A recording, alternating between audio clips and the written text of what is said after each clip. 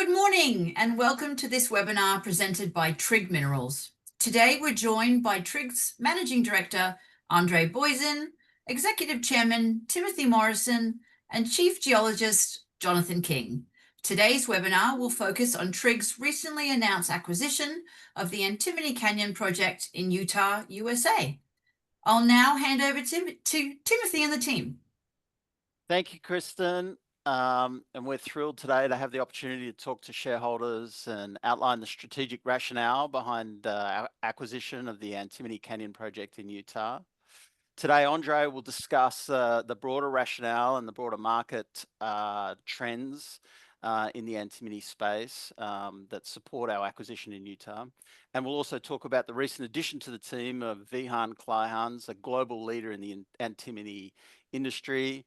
And then Jonathan will provide an overview of the geological setting and the potential at Antimony Canyon.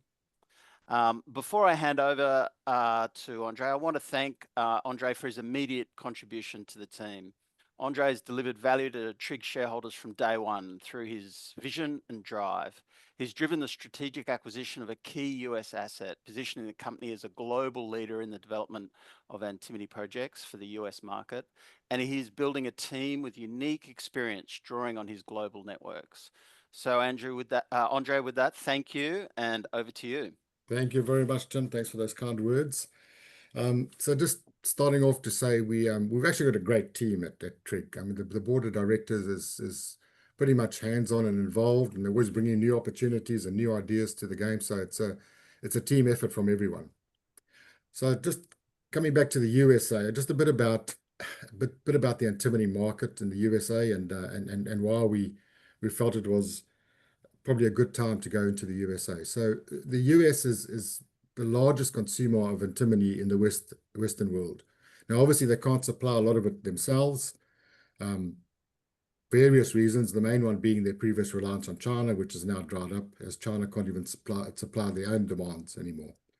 The US itself has got pretty much many antimony deposits, some discovered, some undiscovered, some previous mined over the last 150 years. And we just thought, well, the US is a good opportunity for Trigg. There's access to a lot more finance than there is in Australia. And there's also a large amount of government grants to help explore for critical minerals like antimony and to develop them into mines. So another good thing about the US is the regulators in the US are a lot more pro-mining. You know, they're fast-tracking critical mineral applications. So we think it's going to be a lot quicker for us to get approvals in the longer term than it would be in many other jurisdictions. You've all seen the recent announcement about Vihan Kleihans coming on board. So again, that's part of our strategy to go downstream, process the antimony that we're mining, and eventually end up with some smelting capacity as well. So we're on a drive to expand our opportunities not just to Utah, but to other areas of the US. And you'll see announcements coming out over the next 6 months to a year, just announcing those acquisitions as well. So just keep a lookout for those. Just a bit about the Antimony Canyon in Utah. We're pretty excited about this. Jono's even more excited than I am. For us, it's a strategic project. It's low cost. It's in the #1 jurisdiction in the world. I mean, what other place do you want to be than a town called Antimony? There's massive upside in terms of exploration and expanding to new areas. We don't think it's going to be as capital intensive as some of the other deposits like Perpetuas. Like I said before, the area itself has been mined extensively and historically for antimony for many years. And the big plus for us is there's no real access issues and there's no real big environmental red flags for us. So that's just in a nutshell where we are with Utah and why we've gone to the US. Jono, I'll hand over to you to just talk a bit about our exploration plans and the geology. Good one. Okay, thanks, Andre. Yeah, as Andre said, I think this is a fantastic footprint and a fantastic bridgehead for us to step into the US and build a presence there. The project itself, as Andre said, It has been mined historically. It was last mined in the 1960s, where some high-grade positions were pulled out. But really, in terms of what is known about this area, it's just in its infancy. If we step back to the start, we know that, like most deposits around the world, it was discovered mainly because it was exposed through erosion and the formation of the canyon itself. And that led to deposits of stibnite as in the talus slopes along the canyon foot walls and also in the drainage lines. And that material was picked up and mined in the very early days. And of course, as that dried up, people moved higher up into the landscape, and then they found the primary sources for the antimony. And that's pretty much where things sit today. People have scavenged into the walls of the canyon, but they haven't really done a great deal of work. So that means that much of the original mineralization remains in place. And we know that it's there because, of course, we've got those two resource figures that we spoke of in the acquisition announcement. And those numbers are quite reinforcing. And they also give you some confidence because they're basically taking advantage of the 3D shapes that they can see within the walls of the canyon.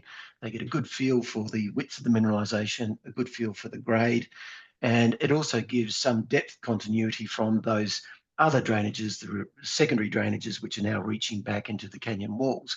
So we've got really good exposure. We know those numbers are pretty close to being real. They just need to be drilled. So another thing that we do know is that there is a lot of continuity to this mineralization, probably along these north-south fault lines, which run subparallel to the, now forgive me for the name and my mispronunciation, but I think it's called the Booyzen fault, which is the major bounding structure on the western side. We can see that the host lithology, which is a calcareous sandstone, which essentially just means that these fluids have been pumping up this fault, feeding off into the secondary splays. The fluids come up, they hit this calcareous sandstone horizon, which has failed brittly on deformation and probably a bit of hydraulic pressure. And the carbonate that's present in that unit essentially destabilizes the fluid, antimony drops out. It's a pretty simple model, we understand it. And we can see that as you step away from the Antimony Canyon itself, there's a cover sequence on top. We think this mineralization persists all the way through. So we know that there's another position some kilometers away, and we see that as just an obvious extension to Antimony Canyon. So we love the host, we love the prospectivity. We think there's an easy opportunity to grow this resource. I will also add that that resource came from only 6 mines in this area. There is 30 to 40 more mines that need to be considered. They haven't been considered, and there's an immediate opportunity just around those. So we see an easy opportunity to grow this resource, and so that is really the next task. So what is the next task? We have a team entering the field, hopefully in the next week or so. Their primary duty is to go in there and just consolidate our knowledge. We really need to know where these mines are, where these trenches were, can we still see them on the ground, do some geological mapping, capture that information in preparation for the next phases of work, which obviously will be some sampling, some geophysics, and then progressing towards drilling, hopefully before the end of this year. It should be before the end of this year, given the rate at which America is permitting work for critical minerals. So we'll be in that space drilling this year and then advancing towards further studies, hopefully early to mid 2026. Thank you very much, John. Thanks for that update. And I think every time I listen to you, I get another lesson in geology. Let's just hope that it's a good lesson. Yes, always good. Thanks, John. So just to really wrap up, again, I would just want to say thanks to all our shareholders for sticking with us. We're not going to disappoint you in the long run. So thank you, and thanks again to all our our service providers that we work with, and then our partners in equity as well. We know everyone is a team. We all know where we want to take Trigg, and we know we're gonna do some great things over the next year or two. So thank you very much, guys, and thanks for listening in. Fantastic. Excellent. Yep, thank you. Thanks, everyone. Thank you for joining us. And a recording of this webinar will be made available in the coming days. And for further updates, visit Trigg's website at www.trigg.com.au. Thank you, everyone. Thank you.